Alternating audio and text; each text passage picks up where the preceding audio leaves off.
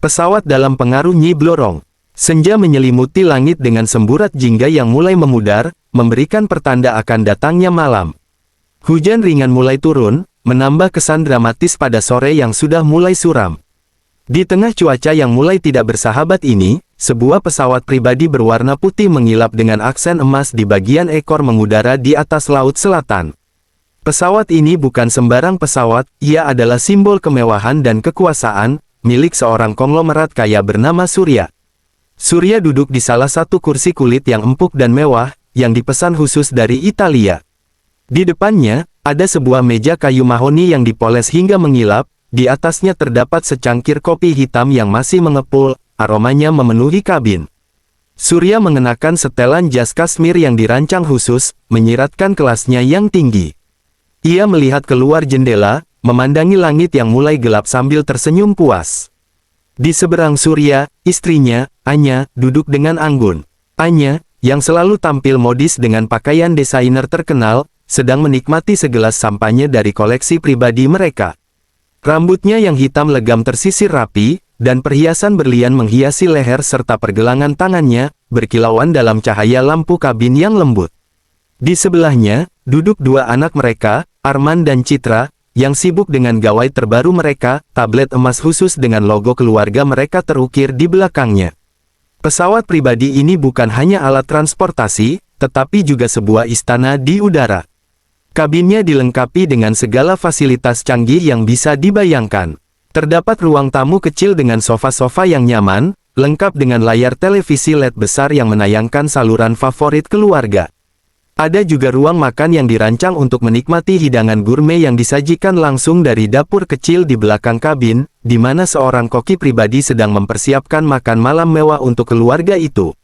Surya dan keluarganya menikmati perjalanan ini dengan penuh kenyamanan. Mereka sedang menuju sebuah pulau terpencil di laut selatan untuk liburan eksklusif, tempat di mana mereka bisa menikmati waktu tanpa gangguan dari dunia luar. Pesawat ini adalah bagian dari gaya hidup mereka yang serba berlebihan, di mana uang bukanlah masalah, dan segala hal yang diinginkan bisa terwujud dengan mudah. Saat pesawat itu terus melaju menembus awan, kilatan petir terlihat di kejauhan, menandakan bahwa cuaca di depan semakin memburuk. Namun, di dalam kabin, suasana tetap tenang dan nyaman.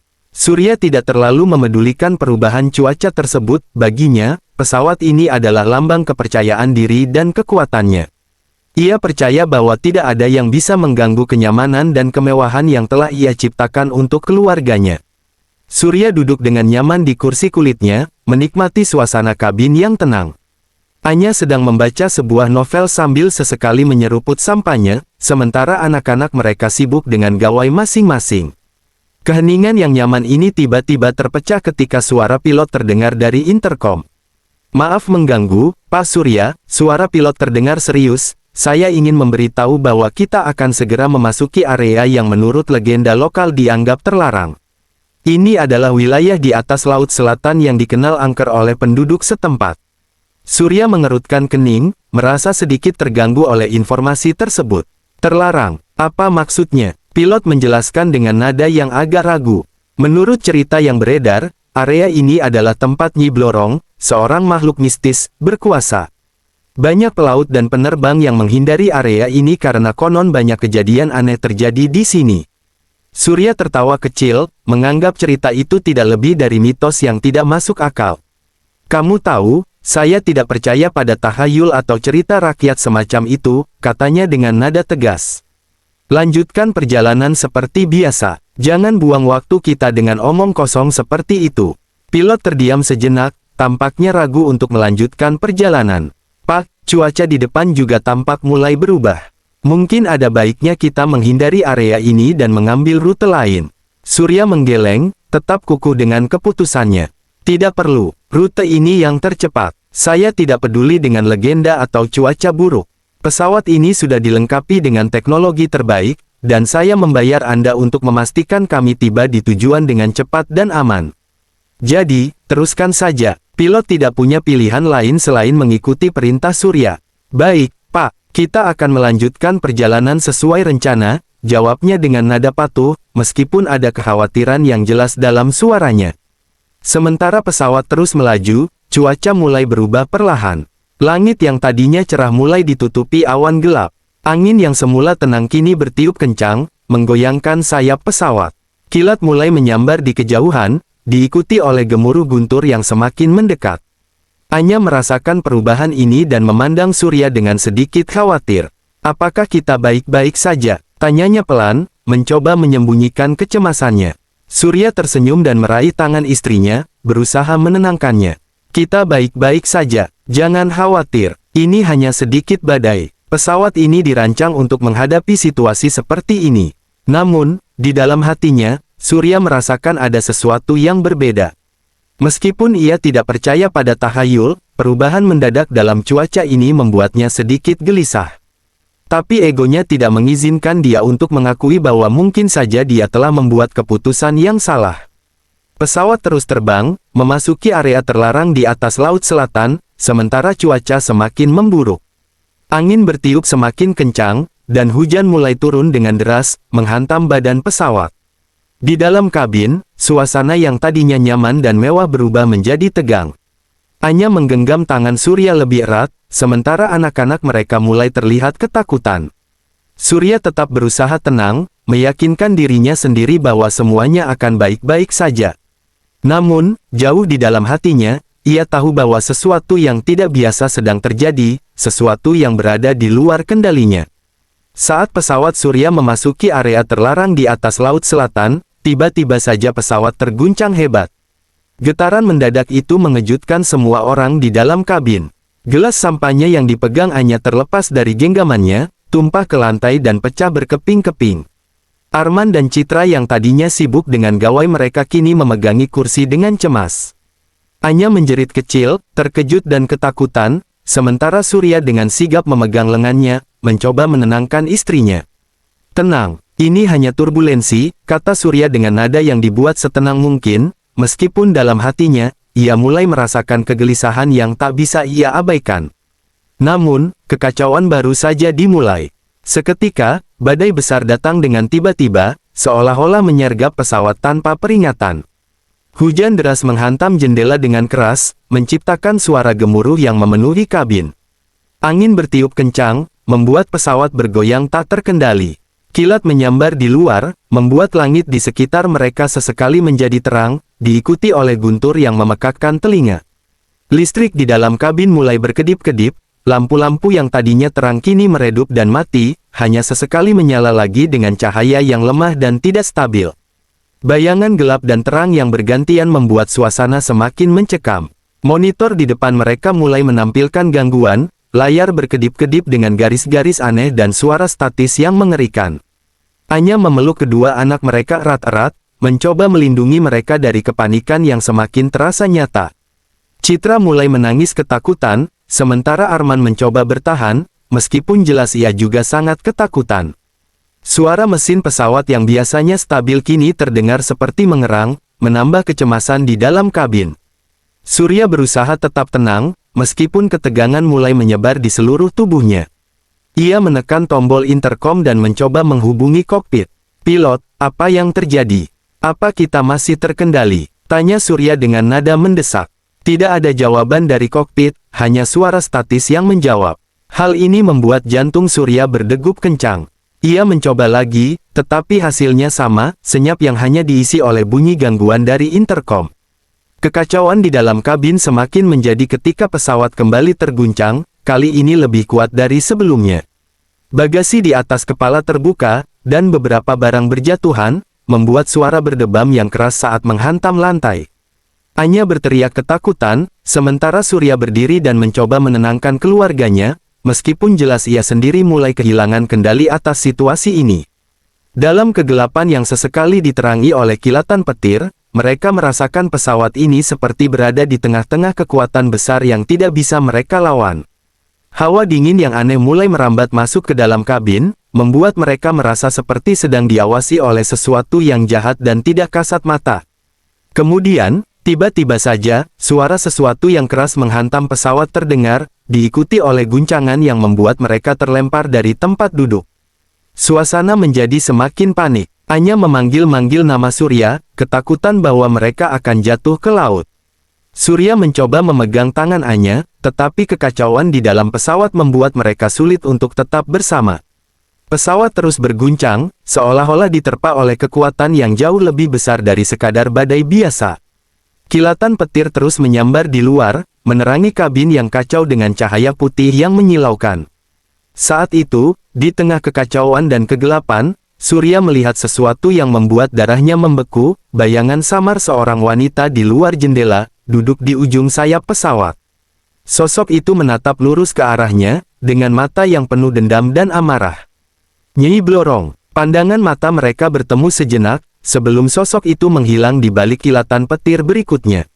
Di tengah kekacauan yang terjadi di dalam pesawat, Citra, anak perempuan Surya, tiba-tiba berhenti menangis dan menatap jendela dengan wajah pucat. Tangannya yang gemetar menunjuk ke arah luar, matanya terbuka lebar dengan tatapan ketakutan yang mendalam. "Papa, ada sesuatu di luar sana," bisiknya dengan suara yang nyaris tak terdengar. Surya, yang masih mencoba menenangkan keluarganya, segera menoleh ke arah yang ditunjuk oleh putrinya. Anya dan Arman, yang merasa ada sesuatu yang salah, juga ikut melihat keluar jendela. Di tengah hujan deras dan kilatan petir, mereka melihat sesuatu yang membuat darah mereka membeku. Di ujung sayap pesawat, duduk sosok seorang wanita. Rambutnya panjang, hitam legam, terurai liar tertiup angin kencang. Tubuhnya diselimuti oleh aura hitam pekat yang seolah-olah menghisap cahaya di sekitarnya. Mata wanita itu berkilat-kilat penuh amarah dan dendam, menatap langsung ke arah mereka di dalam kabin. Itu adalah Nyi Blorong, makhluk mistis yang hanya ada dalam legenda. Wajahnya cantik namun penuh dengan kebencian yang menakutkan. Matanya yang tajam seolah-olah menembus jiwa mereka, membuat seluruh tubuh mereka merinding ketakutan. Aura kegelapan yang menyelimuti tubuhnya memancarkan perasaan yang begitu jahat dan berbahaya, seperti malapetaka yang akan segera menghancurkan mereka. Anya menjerit ketakutan dan mundur, memeluk Citra erat-erat. Arman tak bisa berkata-kata, tubuhnya kaku seakan tertahan oleh ketakutan yang luar biasa. Sementara Surya, yang biasanya selalu tenang dan percaya diri, merasakan ketakutan yang belum pernah ia rasakan sebelumnya. Ia ingin bergerak, ingin melakukan sesuatu untuk melindungi keluarganya, tetapi tubuhnya seolah-olah lumpuh, terjebak dalam tatapan mata Nyi Blorong yang mengerikan itu. Tiba-tiba, Nyi Blorong bergerak. Tubuhnya yang diselimuti aura hitam berdiri di atas sayap pesawat dengan anggun, seolah-olah badai dan angin kencang itu tidak mempengaruhinya sedikit pun. Dengan gerakan yang lambat namun pasti, dia berjalan mendekati jendela, mendekati mereka, meskipun pesawat melaju dengan kecepatan tinggi di tengah badai. Setiap langkahnya membuat aura kegelapan semakin pekat, membuat suasana di dalam kabin menjadi semakin mencekam. Suhu udara di dalam pesawat turun drastis, menjadi sedingin es. Nafas mereka mulai terlihat dalam kabut dingin yang menyelimuti kabin, dan rasa takut semakin menggenggam hati mereka. Saat Nyi Blorong sudah sangat dekat dengan jendela, hanya terpisah oleh kaca tipis yang seolah-olah bisa pecah kapan saja, dia berhenti. Matanya yang dingin dan penuh dendam tetap tertuju pada Surya dan keluarganya. Dia tersenyum, senyum yang tidak membawa kedamaian, tetapi hanya membawa teror yang mendalam. Senyum itu seolah-olah menandakan bahwa mereka sudah terjebak dalam kutukan yang tak terhindarkan. Kemudian, dengan gerakan yang tiba-tiba, Nyi Blorong mengangkat tangannya dan menempelkan telapak tangannya di kaca jendela. Di tempat tangannya menyentuh kaca, muncul retakan kecil yang segera menyebar seperti jaring laba-laba, seolah-olah jendela itu akan pecah di bawah tekanan kekuatan yang tak terlihat. Surya mencoba berteriak, mencoba mengatakan sesuatu, tetapi suaranya tidak keluar. Ia hanya bisa menyaksikan dengan putus asa saat Nyi Blorong menatap mereka untuk terakhir kalinya sebelum semuanya berubah menjadi gelap gulita. Pesawat kembali terguncang hebat, lebih kuat dari sebelumnya, dan kesadaran mereka satu persatu mulai menghilang, tenggelam dalam kegelapan yang dibawa oleh makhluk mistis itu. Ketika sosok Nyi Blorong semakin mendekati jendela, aura kegelapan yang menyelimutinya mulai merasuki kabin pesawat. Setiap penumpang merasakan dampak dari kehadiran makhluk mistis itu. Udara yang semula hanya dingin kini terasa seperti beban berat yang menekan dada mereka, membuat setiap tarikan napas menjadi sulit dan menyakitkan. Anya, yang masih memeluk Citra dengan erat, adalah yang pertama merasakan efeknya. Tubuhnya mulai gemetar, Otot-ototnya terasa kaku seakan-akan kehilangan kekuatan. Matanya yang penuh ketakutan perlahan-lahan mulai terpejam, tak sanggup lagi melawan rasa kantuk yang tiba-tiba menyerang. Ia mencoba berbisik memanggil nama Surya, tetapi suaranya terhenti di tenggorokan. Dalam beberapa detik, Anya kehilangan kesadaran, tubuhnya jatuh lemas di kursi. Citra, yang berada dalam pelukan ibunya, merasakan hal yang sama. Kepalanya mulai terasa berat, dan pandangannya perlahan mengabur. Ia berusaha memanggil ayahnya, tetapi suaranya hanya terdengar seperti gumaman lemah. Tangannya mencoba meraih tangan Surya, namun gerakannya sangat lambat dan lemah. Tak lama kemudian, mata Citra tertutup, dan ia pun terlelap dalam kegelapan yang mencekam. Arman, yang awalnya berusaha keras menahan rasa takutnya, kini merasakan tubuhnya kehilangan tenaga. Ia merasakan sensasi dingin yang aneh merambat dari ujung kaki hingga ke seluruh tubuhnya, membuatnya menggigil tanpa bisa mengontrol. Matanya mencoba tetap fokus, tetapi ia merasa seolah-olah ada kekuatan yang tak terlihat menariknya masuk ke dalam kegelapan. Arman mencoba memegang tangan ayahnya, tetapi tubuhnya juga tak mampu melawan. Akhirnya, ia pun menyerah pada kegelapan dan pingsan di kursinya. Surya, yang menyaksikan istri dan anak-anaknya satu persatu kehilangan kesadaran, merasakan ketakutan yang semakin besar. Ia tahu bahwa ini bukan sekadar badai atau turbulensi biasa, ini adalah sesuatu yang lebih mengerikan, sesuatu yang ia tak pernah bayangkan bisa terjadi. Tubuh Surya mulai terasa berat, seakan-akan ada beban tak kasat mata yang menekan seluruh tubuhnya. Ia mencoba bergerak, mencoba mengguncang tubuh Anya agar sadar, tetapi kekuatannya sendiri mulai memudar. Setiap langkah yang ia coba ambil terasa seperti menembus lumpur tebal. Keringat dingin mengucur di dahinya, tetapi ia berusaha tetap terjaga. Tidak, aku tidak bisa menyerah, Surya bergumam pada dirinya sendiri, mencoba melawan kekuatan yang semakin mendominasi. Ia mengingat segala hal yang masih harus ia lindungi, keluarganya, hidupnya, semua yang ia cintai. Ia memaksa dirinya tetap terjaga, tetap bertahan. Namun, semakin keras ia melawan, semakin kuat daya tarik mistis dari Nyi Blorong. Suasana di dalam kabin menjadi semakin mencekam. Kilatan petir di luar jendela hanya sesekali menerangi wajahnya yang tegang. Surya merasakan pandangan matanya mulai kabur, tubuhnya semakin tak terkendali. Ia mencoba meraih sesuatu, apa saja yang bisa membantunya tetap sadar, tetapi jemarinya hanya meraih udara kosong. Aku harus tetap terjaga, pikir Surya dengan sisa-sisa kekuatannya, tetapi pengaruh mistis itu terlalu kuat. Nafasnya semakin berat, matanya semakin sulit untuk tetap terbuka. Dalam detik-detik terakhir kesadarannya, Surya melihat sosok Nyi Blorong di ujung pandangannya, masih menatapnya dengan mata penuh dendam. Senyum dingin terpancar dari wajah Nyi Blorong, seolah-olah menandakan bahwa perjuangan Surya sia-sia. Dalam gelapnya kabin pesawat yang terguncang hebat, Surya berjuang sekuat tenaga untuk tetap terjaga. Namun, kesadarannya semakin menipis, seperti lilin yang nyaris padam di tengah badai. Suara gemuruh petir dan angin yang menghantam badan pesawat mulai memudar, digantikan oleh sebuah bisikan yang perlahan-lahan terdengar di telinganya, bisikan yang dingin dan penuh kebencian. Kesombonganmu, ketidakpercayaanmu pada kekuatan yang tak terlihat, kini membawa kutukan ini pada keluargamu. Suara itu, suara Nyi Blorong, begitu jelas di telinga Surya meski ia tak lagi bisa melihat dengan jelas. Bisikan itu terus menggaung di kepalanya, semakin kuat, semakin nyata. Nyi Blorong menyalahkan Surya atas arogansinya, atas keputusannya yang sembrono untuk mengabaikan peringatan tentang area terlarang di atas Laut Selatan. Karena kesombonganmu, kau telah membawa keluargamu menuju kehancuran. Surya, yang sudah diambang kehilangan kesadaran, tiba-tiba melihat kilasan-kilasan bayangan di depan matanya. Dalam kegelapan yang menyelimuti pandangannya, muncul gambaran masa lalu Nyi Blorong, masa lalu yang dipenuhi dengan penderitaan dan pengkhianatan. Ia melihat seorang wanita cantik, dihormati dan ditakuti, namun dikhianati oleh orang-orang yang ia percayai. Wanita itu, yang kemudian dikenal sebagai Nyi Blorong, dikutuk menjadi makhluk mistis yang haus akan balas dendam. Penderitaannya mengubahnya menjadi sosok yang penuh kebencian dan dendam, dan kini ia menumpahkan kemarahannya pada siapa saja yang berani melewati wilayah kekuasaannya tanpa rasa hormat. Kilasan-kilasan itu begitu nyata dan menyakitkan, seolah-olah Surya merasakan sendiri setiap pengkhianatan dan kesedihan yang dialami oleh Nyi Blorong. Ia ingin berteriak, ingin meminta maaf, tetapi suaranya tersangkut di tenggorokan. Kepalanya semakin berat, tubuhnya semakin lemas, dan kilasan masa lalu itu terus berputar di benaknya hingga ia tak lagi mampu bertahan. Ini adalah akhir dari kesombonganmu, Surya, bisik suara Nyi Blorong sekali lagi, sebelum akhirnya semuanya menjadi gelap gulita.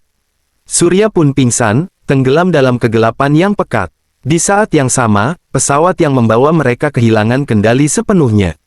Badai yang dahsyat menghantam pesawat dari segala arah, membuatnya berputar-putar di udara tanpa kendali. Mesin pesawat berhenti berdengung, dan seluruh sistem elektronik di dalamnya mati total. Pesawat itu jatuh dengan kecepatan tinggi, menembus awan tebal dan hujan deras, sebelum akhirnya menghantam permukaan Laut Selatan dengan kekuatan yang dahsyat. Gelombang besar menelan pesawat itu seketika, menyapu bersih segala jejak yang mungkin tertinggal. Dalam beberapa detik, semuanya hilang. Pesawat, Surya, keluarganya, dan semua kemewahan yang mereka miliki, semuanya tenggelam di dasar laut, menghilang tanpa jejak. Laut Selatan kembali tenang, seolah-olah tidak pernah terjadi apa-apa. Namun, di kedalaman air yang dingin dan gelap, kutukan Nyi Blorong telah menuntaskan tugasnya. Tak ada yang akan menemukan mereka lagi, dan cerita tentang kutukan di Laut Selatan akan tetap hidup sebagai peringatan bagi mereka yang berani menantang kekuatan gaib yang tak terlihat. Keesokan harinya, berita tentang hilangnya pesawat pribadi yang membawa konglomerat Surya dan keluarganya mendominasi tajuk utama di seluruh media. Di setiap saluran televisi, radio, dan situs berita, wajah Surya dan keluarganya muncul dengan headline yang penuh ketidakpastian dan spekulasi. Pesawat pribadi konglomerat ternama menghilang di atas Laut Selatan, tidak ada jejak ditemukan.